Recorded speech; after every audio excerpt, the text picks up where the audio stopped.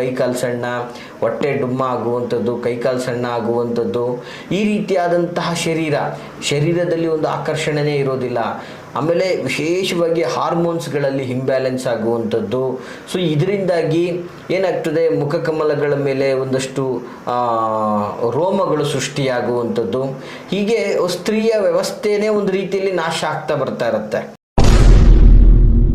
ಕುಟುಂಬದಲ್ಲಿ ಈ ಮಾಟ ಮಂತ್ರ, ಈ ನೆಗೆಟಿವ್ ಎನರ್ಜಿ ಅಂತ ಏನು ಹೇಳ್ತೀವಿ, ಈ ಬ್ಲ್ಯಾಕ್ ಮ್ಯಾಜಿಕ್ಕು, ಈ ಥರದ ಒಂದಷ್ಟು ತಂತ್ರಗಳನ್ನು ಒಬ್ಬ ವ್ಯಕ್ತಿ, ಒಬ್ಬ ಕುಟುಂಬಗಳ ಮೇಲೆ ಮಾಡಿದಂತಹ ಸಂದರ್ಭದಲ್ಲಿ ಮನೆಯಲ್ಲಿ ಒಬ್ಬರಿಗೆ ತಪ್ಪಿದ್ರೆ ಒಬ್ಬರಿಗೆ ಆರೋಗ್ಯಗಳು ನಾಶ ಆಗ್ತಾ ಇರುತ್ತೆ. ಒಬ್ಬರು ಚೆನ್ನಾಗಿದ್ದರೆ ಮತ್ತೊಬ್ಬರಿಗೆ ಅನಾರೋಗ್ಯ ಬಂದಿರುತ್ತೆ. ಸಂಧಿಗಳಲ್ಲಿ ನೋವು ಕಾಣಿಸ್ಕೊಳ್ಳುವಂಥದ್ದು, ಕುಂತ್ರೆ ಕೂರಕ್ಕಾಗಲ್ಲ, ಮಲಗಿದ್ರೆ ಮಲಗ್ದಂಗೆನೆ, ಕುಂತ್ರೆ ಎಲ್ಲೋ ಒಂದು ಕಡೆ ಕುಂತಂಗೆನೆ ಅವರೇ ಮರೆತು ಬಿಡುವಂತಹ ವ್ಯವಸ್ಥೆ. ನಮಸ್ತೆ ವೀಕ್ಷಕರೇ, ನಾನು ನಿಮ್ಮ ಮೈಸೂರಿನ ಶ್ರೀನಿವಾಸನ್.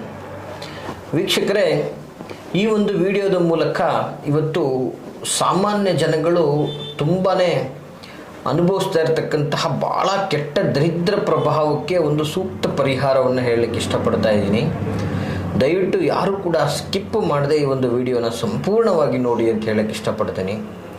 ನೋಡಿ, ಇವತ್ತು ಮಾಟ ಮಂತ್ರ ತಂತ್ರ ಪ್ರಯೋಗಗಳು ಅಂದರೆ ಈ ಅಭಿಚಾರಿಕೆಯಂತಹ ಒಂದಷ್ಟು ಪ್ರಯೋಗಗಳಿಗೆ ಒಳಗಾಗಿ ಸದಾ ತೊಂದರೆಗೆ ಅನುಭವಿಸ್ತಾ ಇರ್ತಾರೆ, ಸದಾ ಅನಾರೋಗ್ಯ ರೋಗ ಬಾಧೆಯಿಂದ ತತ್ತರಿಸೋಗ್ಬಿಟ್ಟಿರ್ತಾರೆ.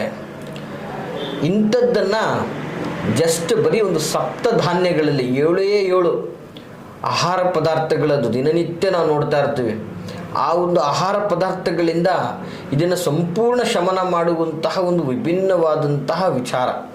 ಹಾಗಾಗಿ ವೀಕ್ಷಕರೇ, ಈ ಒಂದು ವಿಡಿಯೋವನ್ನು ಸಂಪೂರ್ಣವಾಗಿ ನೀವು ಕೇಳ್ಕೊಳ್ಳಿ.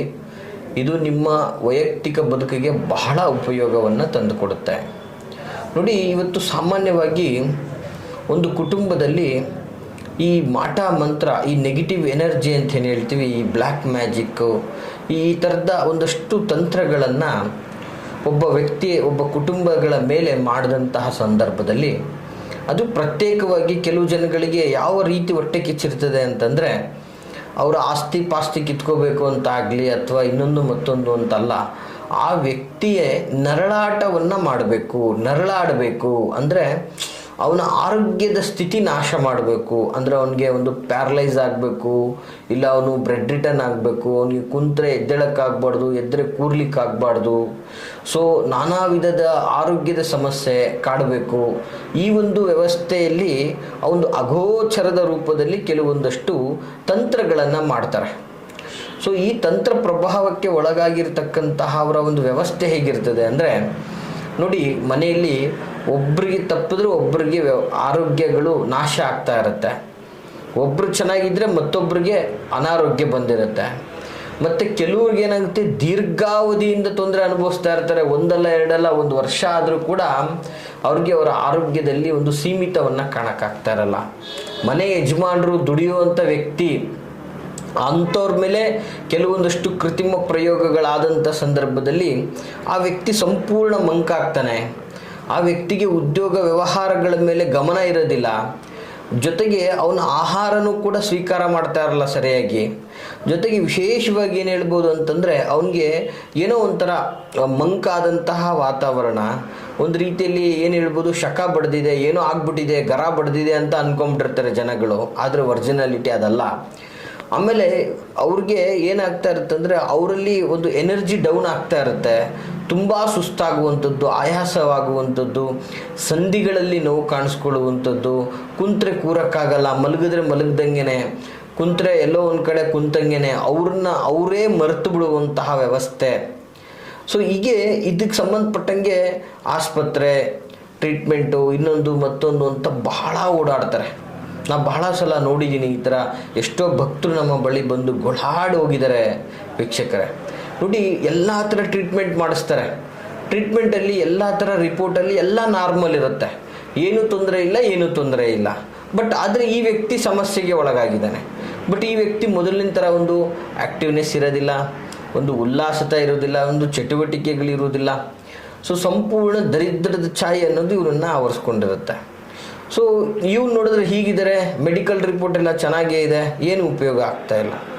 ಹಾಗೂ ಈಗೂ ಏನೋ ಒಂದು ಸಮಸ್ಯೆ ಇದೆ ಅಂದ್ಕೊಂಡು ಮೆಡಿಸನ್ ಕೊಟ್ಟರು ಅಂತ ಅಂದ್ಕೊಳ್ಳೋಣ, ಆ ಮೆಡಿಸನ್ನು ಸಹ ಅವರ ದೇಹಕ್ಕೆ ಸ್ಪಂದಿಸ್ತಾ ಇರೋದಿಲ್ಲ ವೀಕ್ಷಕರೇ. ತಿಂಗಳಾಯಿತು, ವರ್ಷ ಆಯಿತು, ಮಾತ್ರೆ ನುಂಗ್ತಾನೇ ಇದ್ದಾರೆ ಹೊರತು ಆ ಮಾತ್ರೆ ಅವರ ದೇಹಕ್ಕೆ ಸ್ಪಂದಿಸ್ತಾ ಇಲ್ಲ. ಹೀಗಿದ್ದಂಥ ಸಂದರ್ಭದಲ್ಲಿ ಯಾವ ಕಾಯಿಲೆನೂ ಸಹ ಅವರಿಗೆ ಪರಿಹಾರ ಅನ್ನೋದು ಕಾಣಲಿಕ್ಕಾಗೋದಿಲ್ಲ. ನೋಡಿ, ಈ ರೀತಿಯಾಗಿ ಎಷ್ಟೋ ಜೀವಗಳೇ ಕಳೆದೋಗಿದೆ, ಅಥವಾ ಎಷ್ಟೋ ಜೀವನಗಳು ಬರೀ ವ್ಯರ್ಥ ಸಮಯ, ಆಸ್ಪತ್ರೆ, ಮನೆ, ಕುಟುಂಬದ ವಿಚಾರ ಅಂದ್ಕೊಂಡು ಇವತ್ತು ದುಡಿದಿದ್ದ 4 ಕಾಸು ಕೂಡ ಅಲ್ಲಿಗೆ ಹಾಕಿ ಮನೆ ಮಠ ಅಂತಕ್ಕಂಥದ್ದು ಬರಗಾಲ ಬಂದಂಗೆ ಆಗ್ಬಿಟ್ಟಿದೆ. ಇಂತಹ ವ್ಯವಸ್ಥೆಗಳು. ಮತ್ತು ಕೆಲವೊಂದು ಬಾಡಿ ಏನಾಗಿರ್ತದೆ, ಕೆಲವು ಮಕ್ಕಳುಗಳು ನೋಡಿ, ಮನೆಯಲ್ಲಿ ಹೆಣ್ಮಕ್ಳುಗಳು ತುಂಬ ಹಠ ಹಿಡಿಯುವಂಥದ್ದು, ತುಂಬ ಚಂಡಿ ಹಿಡಿಯುವಂಥದ್ದು, ಜೊತೆಗೆ ಅವ್ರಿಗೆ ಆರೋಗ್ಯ ಸುಮ್ಮನೆ ಆರೋಗ್ಯ ನಾಶ. ಎಷ್ಟೇ ತಿಂದರೂ ಅವ್ರದ್ದು ಬಡಕಲ ಶರೀರ, ದೇಹನೇ ಹಿಡಿತಾ ಇರಲ್ಲ. ನೋಡೋಕ್ಕೆ ಒಂಥರ ಹೇಗಾಗ್ಬಿಟ್ಟಿರ್ತಾರೆ ಅಂದರೆ ಅಸಹ್ಯ ಆಗ್ಬಿಟ್ಟಿರ್ತಾರೆ. ಚೆನ್ನಾಗಿ ತಿಂತಾರೆ, ನೀವು ತಿನ್ನಲ್ಲ, ಸದೃಢವಾಗಿರೋರು ತಿನ್ನಲ್ಲ, ಅಷ್ಟು ತಿಂತಾರೆ. ಬಟ್ ತಿಂದಿದ್ದ ಆಹಾರ ಪೌಷ್ಟಿಕಾಂಶವಾಗಿ ದೇಹಕ್ಕೆ ಕನ್ವರ್ಟ್ ಆಗದೆ ಬಡುಕಲು ಶರೀರ, ಬರೀ ಕಂಪ್ಲೀಟ್ ಬರುಕು, ಕೈಕಾಲು ಸಣ್ಣ, ಹೊಟ್ಟೆ ಡುಮ್ಮ ಆಗುವಂಥದ್ದು, ಕೈಕಾಲು ಸಣ್ಣ ಆಗುವಂಥದ್ದು, ಈ ರೀತಿಯಾದಂತಹ ಶರೀರದಲ್ಲಿ ಒಂದು ಆಕರ್ಷಣೆನೇ ಇರೋದಿಲ್ಲ.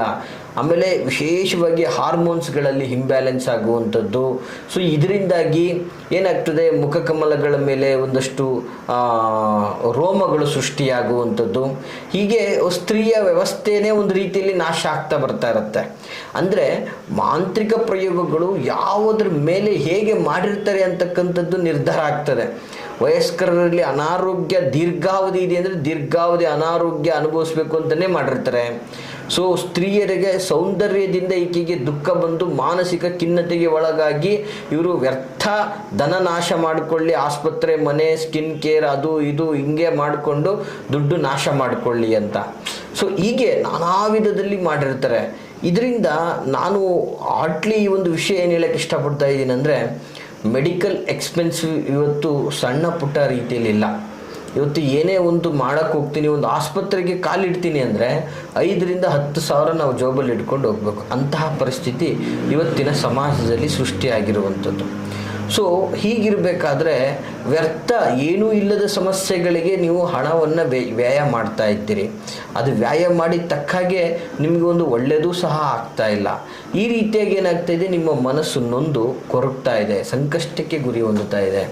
ಈ ರೀತಿ ದೀರ್ಘಾವಧಿ ವ್ಯಾಧಿ, ತೊಂದರೆ, ಅನಾರೋಗ್ಯ, ಸದಾ ಅನಾರೋಗ್ಯ ಕುಟುಂಬದಲ್ಲಿ ಒಬ್ಬರು ತಪ್ಪರು ಒಬ್ಬರಿಗೆ ಈ ರೀತಿ ಕಾಡ್ತಾ ಇದ್ದರೆ, ಈ ಮಾಟ ಮಂತ್ರ ಪ್ರಯೋಗಕ್ಕೆ ಒಳಗಾಗಿ ಇಡೀ ಕುಟುಂಬ ಈ ರೀತಿಯಾದಂತಹ ಅನಾರೋಗ್ಯಕ್ಕೆ ಗುರಿಯಾಗಿ ನೋವನ್ನು ಅನುಭವಿಸ್ತಾ ಇದ್ದರೆ ವೀಕ್ಷಕರೇ, ಈ ಒಂದು ಸಣ್ಣ ತಂತ್ರ ಬಹಳ ಅದ್ಭುತವಾದ ಫಲವನ್ನು ಕೊಡ್ತದೆ.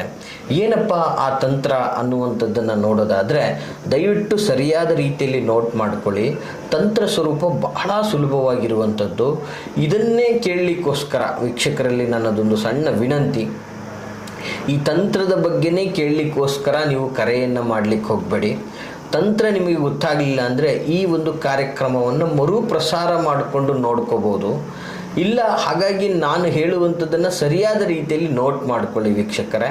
ಬಹಳ ಅದ್ಭುತವಾದಂತಹ ತಂತ್ರ ಸ್ವರೂಪ. ಈ ಮಾಟ ಮಂತ್ರ ಪ್ರಯೋಗ ನಾಶವಾಗಿ ಅವರು ಆರೋಗ್ಯವಂತರಾಗಿ, ಅವರಲ್ಲಿರ್ತಕ್ಕಂಥ ಆರೋಗ್ಯ ಒಂದು ವ್ಯವಸ್ಥೆ ದರಿದ್ರ ನಾಶವಾಗಿ ಅವರು ಸದೃಢ ಆರೋಗ್ಯವಂತರಾಗಿ ಎಲ್ಲರ ಥರ ಚಟುವಟಿಕೆಯಿಂದ ಇರಬೇಕು ಅಂತಂದರೆ ಈ ಒಂದು ಸಣ್ಣ ಒಂದು ತಂತ್ರವನ್ನು ಮಾಡಿ ವೀಕ್ಷಕರೇ. ಏನಪ್ಪ ಆ ತಂತ್ರ ಅಂತಂದರೆ ನೋಡಿ, ಸಪ್ತ ಧಾನ್ಯಗಳು ಅಂತ ಹೇಳಿದೆ ಆಗಲೇ, ಬಹಳ ವಿಶೇಷವಾದಂಥದ್ದು ಇದು. ಯಾವುದ್ಯಾವುದಪ್ಪ ಈ ಸಪ್ತ ಧಾನ್ಯಗಳು ಅಂತಂದರೆ ಗೋಧಿ, ಜೋಳ, ಕಡಲೆ, ಹೆಸರು, ತೊಗರಿ ಮತ್ತು ಸಜ್ಜೆ, ಅಕ್ಕಿ. ಇದು ಕಂಪ್ಲೀಟ್ 7 ನವಧಾನ್ಯಗಳಲ್ಲ, ಬರೀ 7 ಧಾನ್ಯಗಳು, ಸಪ್ತ ಧಾನ್ಯಗಳು ಅಂತ ಅರ್ಥ. ಈ ಸಪ್ತ ಧಾನ್ಯಗಳನ್ನು ಸಂಪೂರ್ಣವಾಗಿ ಈ ಒಂದು ತಂತ್ರವನ್ನು ಭಾನುವಾರದ ದಿನವೇ ಮಾಡಬೇಕಾಗ್ತದೆ ವೀಕ್ಷಕರೇ. ಭಾನುವಾರ ದಿನವೇ ಮಾಡಬೇಕಾಗ್ತದೆ. ಭಾನುವಾರದ ದಿನ ಸ್ವಲ್ಪ ನೀರನ್ನು ತೆಗೆದುಕೊಂಡು ಈ ಇಷ್ಟೂ ಧಾನ್ಯಗಳನ್ನು ಅದರಲ್ಲಿ ಹಾಕಿ ಸ್ವಲ್ಪ ಬೇಯಿಸ್ಕೋಬೇಕಾಗ್ತದೆ. ಸಂಪೂರ್ಣವಾಗಿ ಅದನ್ನು ನೀಟಾಗಿ ಬೇಯಿಸ್ಕೋಬೇಕು. ನಂತರ ಬೇಯಿಸಿದ ನಂತರ ಧಾನ್ಯವನ್ನು ಒಂದು ಪಾತ್ರೆಯಲ್ಲಿ ಹಾಕಿ ಅದರಲ್ಲಿ ವಿಶೇಷವಾಗಿ ಸ್ವಲ್ಪ ಎಳ್ಳೆಣ್ಣೆ ಸಾಮಾನ್ಯವಾಗಿ ನಿಮಗೆ ಈ ದಿನಸಿ ಪ್ರಾವಿಷನ್ ಸ್ಟೋರಲ್ಲಿ ಎಲ್ಲ ಕಡೆ ಸಿಗುವಂತಹ ಪದಾರ್ಥ. ಸ್ವಲ್ಪ ಎಳ್ಳೆಣ್ಣೆಯನ್ನು ಹಾಕಿ ಹಾಗೂ ಸಿಂಧೂರವನ್ನು ಹಾಕಿ ಅದನ್ನು ವಿಶೇಷವಾಗಿ ನೀಟಾಗಿ ಮಿಕ್ಸ್ ಮಾಡಿಕೊಂಡು ಅದನ್ನು ಯಾರು ಈ ಪ್ರಯೋಗಕ್ಕೆ ಒಳಗಾಗಿ ದೀರ್ಘಾವಧಿಯಿಂದ ಈ ಅನಾರೋಗ್ಯದಿಂದ ಬಳಲ್ತಾ ಇದ್ದಾರೆ, ಯಾರು ನೋವು, ಸಂಕಷ್ಟ, ದೇಹದ ಉರಿ, ಈ ಎಲ್ಲ ಥರದ ರೋಗದಿಂದ ನರಳ್ತಾ ಇರ್ತಾರೆ, ಅಂಥವರ ತಲೆಯ ಮೇಲಿಂದ 33 ಬಾರಿ, ವಿಶೇಷವಾಗಿ ನೋಟ್ ಮಾಡಿಕೊಳ್ಳಿ ವೀಕ್ಷಕರೇ, 33 ಬಾರಿ ನೀಟಾಗಿ ಅವರನ್ನು ತಿರುಗಿಸಿ ನಿವಾಳಿಸಬೇಕಾಗ್ತದೆ. 33 ಬಾರಿ ಅವರ ತಲೆಯ ಮೇಲಿಂದ ಅವರನ್ನು ತಿರುಗಿಸಿ ಒಂದು 33 ಸಾರಿ ಅವರಿಗೆ ನಿವಾಳಿಸಬೇಕಾಗ್ತದೆ. ಇದನ್ನು ವಿಶೇಷವಾಗಿ ಮಧ್ಯಾಹ್ನ 12 ಗಂಟೆಗೆ ಇದನ್ನು ಮಾಡಬೇಕಾಗ್ತದೆ ವೀಕ್ಷಕರೇ. ಇದನ್ನು ಮಾಡಿದ ನಂತರ ಅದಷ್ಟನ್ನೂ ತೆಗೆದುಕೊಂಡು ನೋಡಿ, ಸಾಮಾನ್ಯವಾಗಿ ಈ ಕರಿ ಜಾಲಿಯ ಮರ ಅಂತ ಕೇಳಿರ್ತೀರ, ಗಿಡ ಅಥವಾ ಮರ ಅಂತ ನೀವು ಕೇಳಿರ್ತೀರ. ಇದು ಸಾಮಾನ್ಯವಾಗಿ ಹಳ್ಳಿಗಳಲ್ಲಿ, ಕೆಲವು ನಿರ್ಜಲ ಪ್ರದೇಶಗಳಲ್ಲಿ ಕಾಣ್ಬೋದು. ಇವತ್ತು ಸ್ವಲ್ಪ ಕಡಿಮೆ ಆಗಿರ್ಬೋದು, ಬಟ್ ಕೆಲವು ಪ್ರದೇಶಗಳಲ್ಲಿ ಅದಿದೆ. ಆ ಜಾಲಿಯ ಅದನ್ನು ಎಲ್ಲ ತೆಗೆದುಕೊಂಡೋಗಿ ಜಾಲಿಯ ಮರದ ಬುಡದಲ್ಲಿ ಇಡಬೇಕು ವೀಕ್ಷಕರೇ. ಈ ರೀತಿಯಲ್ಲಿ ಇಟ್ಬಿಟ್ಟು ನಿಮ್ಮ ಇಷ್ಟ ದೇವರನ್ನು, ನಿಮ್ಮ ಕುಲ ದೈವ ದೇವರು, ನಿಮ್ಮ ಯಾರು ಇಷ್ಟ ದೇವರಿರುತ್ತೆ ಅದನ್ನು ಇಟ್ಬಿಟ್ಟು ಆ ಮರದ ಬುಡದಲ್ಲಿ ಇಟ್ಬಿಟ್ಟು ಸಂಪೂರ್ಣವಾಗಿ ರೋಗಿಯು ಶೀಘ್ರ ಗುಣವಾಗಲಿ ಅಂತ ನೀವು ಭಕ್ತಿಯಿಂದ ಪ್ರಾರ್ಥನೆ ಮಾಡಬೇಕಾಗ್ತದೆ. ಈ ರೀತಿಯಾಗಿ ನೀವು ಪ್ರಾರ್ಥನೆ ಮಾಡಿದ್ರೆ, ಮತ್ತು ಈ ಒಂದು ಕ್ರಮವನ್ನು ಸುಮಾರು 7 ಭಾನುವಾರ, ಒಂದು ಭಾನುವಾರದಿಂದ ಪ್ರಾರಂಭ ಮಾಡಿ ಮತ್ತೊಂದು ಭಾನುವಾರ ಹೀಗೆ ಕ್ರಮವಾಗಿ 7 ಭಾನುವಾರಗಳ ಕಾಲ ಈ ಒಂದು ತಂತ್ರವನ್ನು ನೀವು ಮಾಡಿದ್ದೇ ಆದರೆ ನಿಮ್ಮ ಒಂದು ಕುಟುಂಬ ವ್ಯವಸ್ಥೆ ಅಥವಾ ಆ ವ್ಯಕ್ತಿ ಮೇಲೆ ಆಗಿರ್ತಕ್ಕಂತಹ ಮಾಂತ್ರಿಕ ಪ್ರಯೋಗಗಳು ನಾಶವಾಗಿ ಅವರ ಆರೋಗ್ಯ ಒಂದು ವಜ್ರ ಕವಚದ ರೀತಿಯಲ್ಲಿ ಸೃಷ್ಟಿಯಾಗ್ತದೆ. ಅವರು ಸದೃಢ ಆರೋಗ್ಯವಂತರಾಗ್ತಾರೆ. ಅವರು ತೆಗೆದುಕೊಳ್ಳುವಂತಹ ಯಾವುದೇ ಥರದ ಮೆಡಿಸಿನ್ನು ಅವರ ದೇಹಕ್ಕೆ ಸ್ಪಂದಿಸುವುದರಿಂದ ಅವರು ಶೀಘ್ರ ಗುಣಮುಖರಾಗಿ ಅವರು ತುಂಬ ಅದ್ಭುತವಾಗಿ ಆರೋಗ್ಯವಂತರಾಗಿ ಹೊರಬರ್ತಾರೆ ಅಂತ ಹೇಳಲಿಕ್ಕೆ ಇಚ್ಛೆ ಪಡ್ಬೋದು ವೀಕ್ಷಕರೇ. ಈ ಒಂದು ಸುಲಭ ತಂತ್ರವನ್ನು ಮಾಡಿ ಖಂಡಿತವಾಗಿ ಸದೃಢ ಆರೋಗ್ಯವನ್ನು ನೀವು ಹೊಂದುತ್ತೀರಾ ಅಂತ ಹೇಳಕ್ಕೆ ಇಷ್ಟಪಡ್ತೀನಿ ವೀಕ್ಷಕರೇ. ಈ ಮಾಹಿತಿ ತಮಗೆಲ್ಲ ಇಷ್ಟವಾಗಿದ್ದರೆ ಲೈಕ್ ಮಾಡಿ. ಹಾಗೆ ಯಾರೆಲ್ಲ ಈ ಒಂದು ಸಂಕಷ್ಟಗಳಲ್ಲಿ ನರಳುತ್ತಾ ಇದ್ದಾರೆ, ಈ ಆರೋಗ್ಯ ಬಾಧೆಯಿಂದ ನೋವನ್ನು ಅನುಭವಿಸ್ತಾ ಇದ್ದಾರೆ, ಅಂಥವ್ರಿಗೆ ನೀವು ಈ ವಿಡಿಯೋಗಳನ್ನು ಶೇರ್ ಮಾಡೋದ್ರಿಂದ ಅವರಿಗೆ ಗುಣ ಮಾಡಿಸಿದಂತಹ ಪುಣ್ಯ ನಿಮ್ಮ ಪ್ರಾಪ್ತಿಯಾಗ್ತದೆ ಅಂತ ಹೇಳ್ತಾ, ಹಾಗೆ ನಾನಿರುವಂತಹ ಒಂದು ವಿಳಾಸ ಮೈಸೂರಿನ ವಿಜಯನಗರ 2ನೇ ಹಂತ KD ಸರ್ಕಲಲ್ಲಿ ನನ್ನ ಕಚೇರಿ ಇರತಕ್ಕಂಥದ್ದು. ನಿಮ್ಮ ಯಾವುದೇ ತರಹದ ಗುಪ್ತ ಸಮಸ್ಯೆಗಳನ್ನು ಮುಕ್ತವಾಗಿ ನನ್ನೊಟ್ಟಿಗೆ ವ್ಯವಹರಿಸಬೇಕು, ಮಾತಾಡಬೇಕು, ನನ್ನನ್ನು ಭೇಟಿಯಾಗಬೇಕು ಅನ್ನುವಂತಹ ಇಚ್ಛೆ ಉಳ್ಳಂಥವರಾಗಿದ್ದರೆ ವಿಡಿಯೋದಲ್ಲಿ ಕಾಣ್ತಾ ಇರ್ತಕ್ಕಂತಹ ಸಂಖ್ಯೆಗೆ ಕರೆ ಮಾಡಿ ನೇರವಾಗಿ ಬಂದು ಭೇಟಿ ಮಾಡಿ ಅಂತ ಹೇಳ್ತಾ ಎಲ್ರಿಗೂ ಶುಭವಾಗಲಿ. ನಮಸ್ಕಾರ.